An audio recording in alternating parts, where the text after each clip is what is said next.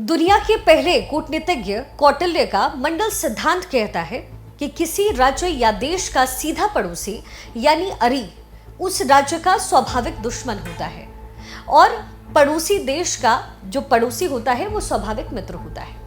इस लिहाज से भारत के दो पड़ोसी यानी चीन और पाकिस्तान की दोस्ती और भारत से इनकी दुश्मनी एक स्वाभाविक सच है।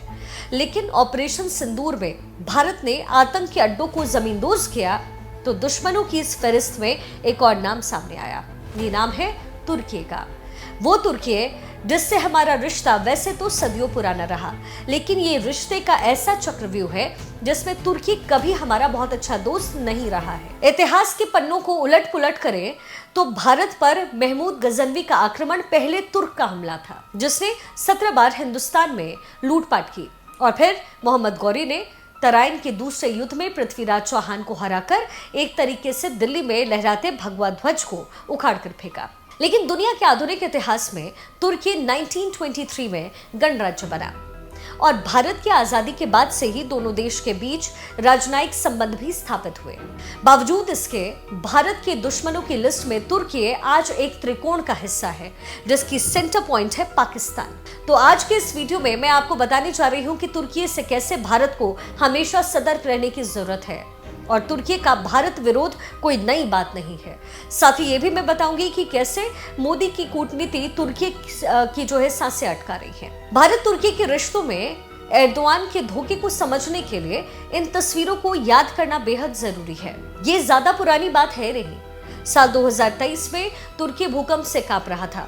55,000 से ज्यादा लोगों की जान गई और इस मुश्किल समय में भारत ने ऑपरेशन दोस्त के तहत तुर्की को मदद पहुंचाई। प्रधानमंत्री नरेंद्र मोदी 140 करोड़ हिंदुस्तानियों के साथ तुर्की के लिए खड़े नजर आए। 6 विमानों से राहत सामग्री भेजी गई, दवाई, मोबाइल हॉस्पिटल और जो मेडिकल इक्विपमेंट्स हैं वो भेजे गए भारत से।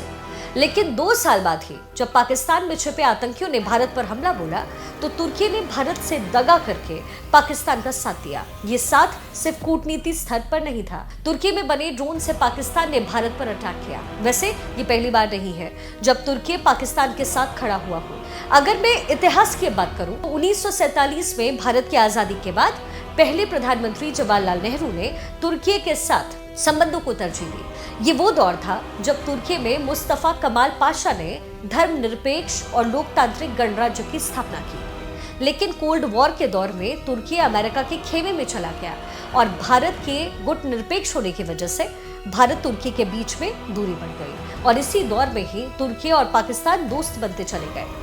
1965 और 1971 के भारत पाकिस्तान युद्ध के दौरान भी तुर्की पाकिस्तान के साथ खड़ा हुआ नजर आया।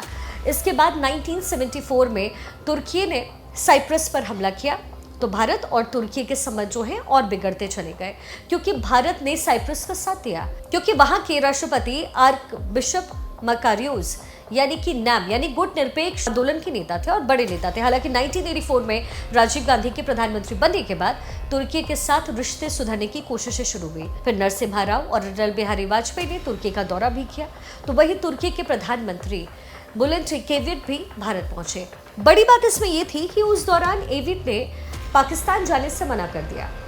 एविट की दलील थी कि मुशर्रफ ने पाकिस्तान में लोकतांत्रिक सरकार को बेदखल किया है, इससे वो पाकिस्तान नहीं गए। इस वक्त ऐसा लगा कि भारत और तुर्की एक साथ आएंगे, लेकिन 2002 में एर्दोआन की पार्टी इस्लाम के नाम पर तुर्की की सत्ता में लौटती है और हालात बदल गए। इसकी 2 बड़ी वजह थी। एक तो ये कि तुर्की चाहता था कि भारत तुर्की के साथ कारोबारी असंतुलन को कम कर दे और निर्यात की जगह आयात को भी तरजीह दे। दूसरा पॉइंट था तुर्की को न्यूक्लियर पावर बनाने के लिए भारत से तकनीक चाहिए थी, लेकिन भारत ने इससे इनकार कर दिया।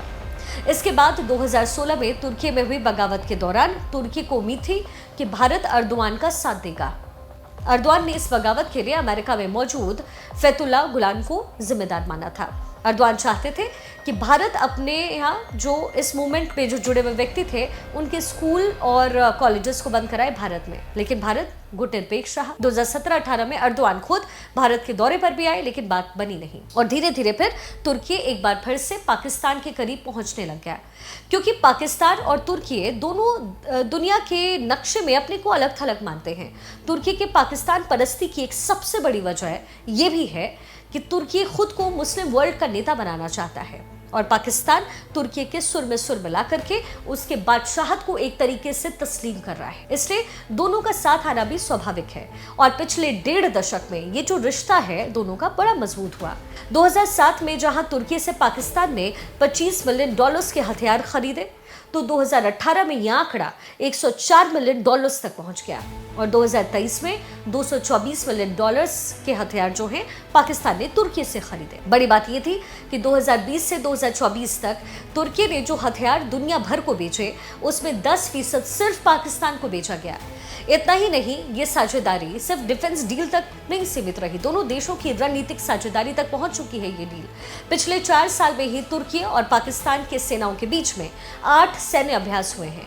सितंबर 2021 में काउंटर टेररिज्म के नाम पर तुर्की, पाकिस्तान और अजरबैजान के बीच सैन्य अभ्यास होता है। फिर मई 2023 में तुर्की में वायुसेना का अभ्यास हुआ जिसमें पाकिस्तान भी शामिल हुआ। सितंबर 2024 में इटर्नल ब्रदरहुड 3 नाम से तुर्की, पाकिस्तान, अजरबैजान, कजाकिस्तान, उज्बेकिस्तान और कतर के बीच में सैन्य अभ्यास हुआ। इसमें सऊदी अरब, पाकिस्तान, तुर्की और इजिप्ट की वायुसेना ने इंडस शील्ड नाम से एक अभ्यास किया। नवंबर 2024 में तुर्की ने MAVI बलीना यानी मावी बलीना नाम से नौसैनिक और वायुसेना के अभ्यास की मेजबानी की, जबकि जनवरी-फरवरी 2025 में तुर्की ने टर्गुट्रीज अमन 25 एट्रुक 12 नाम से सैन्य अभ्यास किया। पाकिस्तान भी इसमें शामिल हुआ। दोनों देशों के बीच रिश्तों की घनिष्ठता अब इतनी ज्यादा गहरी हो गई है कि तुर्की के कम से कम आधा दर्जन कंपनियों के दफ्तर पाकिस्तान में खुले हुए हैं। इसमें बाइकर डिफेंस कंपनी का नाम अहम है। ये कंपनी बायरेक्टर ड्रोन बनाती है और इस कंपनी का जो मालिक है वो अर्दवान का दामाद है। जहां तक हथियार की बात है तो तुर्की पाकिस्तान को बयार कटर TV-2 UAV, अल्ताई मुख्य युद्धक tank, T-129 attack helicopter, super Mushshak aircraft, Agosta 90B submarines जैसे जो हथियार है वो बेच रहा है। तो वही वो पाकिस्तान को F-16 फाइटर जेट को आधुनिक बनाने में भी मदद कर रहा है। जहां तक बात भारत और तुर्की के रिश्ते की है तो दोनों देशों के बीच पाकिस्तान से कहीं ज्यादा कारोबार होता है, लेकिन तुर्की के पाला बदलने के बाद इसमें गिरावट साफ है। 2023-24 में भारत ने तुर्की को $6.65 बिलियन का सामान बेचा, जो कि 2024-25 में घट करके $5.2 बिलियन रहा। इस दौरान भारत का आयात भी कम हुआ, जो कि 23-24 के $3.78 बिलियन के मुकाबले घट करके 24-25 में $2.84 बिलियन रह गया। तुर्की की पाकिस्तान परिस्थिति के बाद भारत में भी लोग सजग हो गए हैं। हालांकि सरकार की ओर से कोई आधिकारिक ऐलान नहीं हुआ, लेकिन लोगों के बीच तुर्की के सामान के बॉयकॉट की जो भावना है वो बढ़ गई है और शायद यही हमारी ताकत है। और अगर देश एकजुट होकर के तुर्की को सबक सिखाता है तो उसका घुटनों पर आना भी तय होगा। और अब जबकि प्रधानमंत्री मोदी स्वदेशी को बढ़ावा देने की अपील कर रहे हैं तो ये जिम्मेदारी सिर्फ सरकार की नहीं है। तुर्की को घुटने पर लाने के लिए हम 140 करोड़ लोगों को अपनी ताकत भी दिखानी पड़ेगी। आज की वीडियो में बस इतना ही। अगर आपको ये वीडियो पसंद आया तो आप इस वीडियो को फॉरवर्ड कीजिए और अगर अभी तक आपने हमारे चैनल को सब्सक्राइब नहीं किया है तो यूट्यूब पर शिखा ठाकुर न्यूज़ोपीडिया आपको टाइप करना है। हमारे चैनल को आप सब्सक्राइब कीजिए ताकि हम ऐसी स्टोरीज आप तक पहुंचा सकें। तब तक के लिए नमस्कार।